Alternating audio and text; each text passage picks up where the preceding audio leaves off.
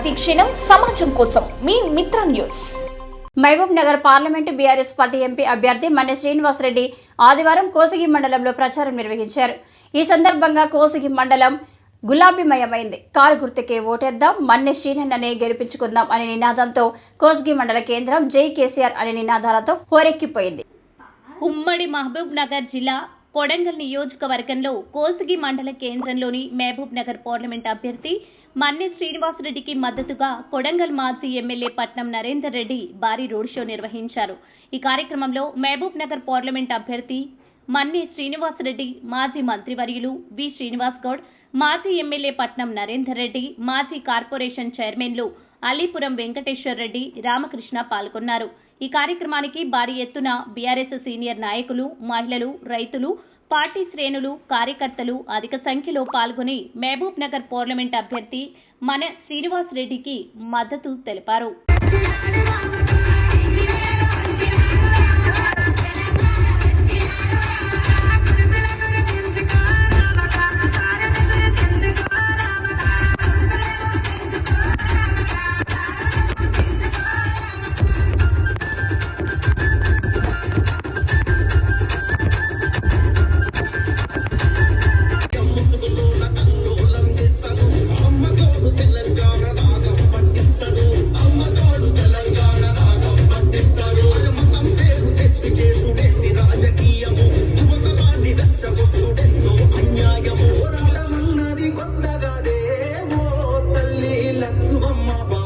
కేసీఆర్ గారు మరి ఊళ్ళో ఉండే మహిళలకు ఇలా గర్భం దాచినప్పటి నుంచి వాళ్ళను ఆశతో అన్ని విధాలుగా ట్రీట్మెంట్ ఇప్పించి, మందులు ఇచ్చి, గుడ్లు ఇచ్చి, పోషకాహారం ఇచ్చి ఈ రోజు హాస్పిటల్లో వాళ్ళు డెలివరీ అయ్యే వరకు కూడా ఎంత ఉండి ఈ రోజు మగపిల్లాడు ఉడితే 12,000, ఆడపిల్ల ఉడితే 13,000 రూపాయలు ఇచ్చిన గొప్ప మన కేసీఆర్ గారు.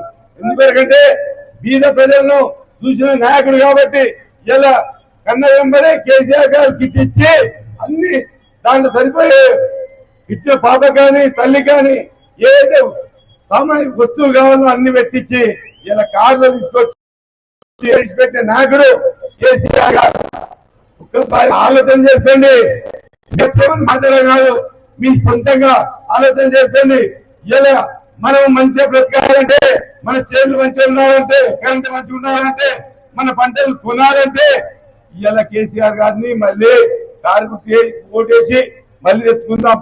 ఇలా కాంగ్రెస్ ప్రభుత్వం వచ్చింది చేయగానే హామీలు ఇచ్చి అసలు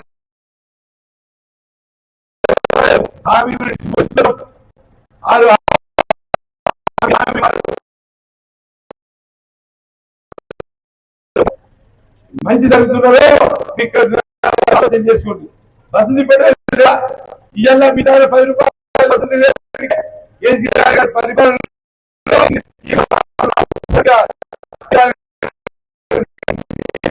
రైతు బంధు ఇచ్చి కేసీఆర్ గారు ఎక్కడో పంటలు తీసుకుపోయి, ఏ హత్యలు తీసుకుపోయి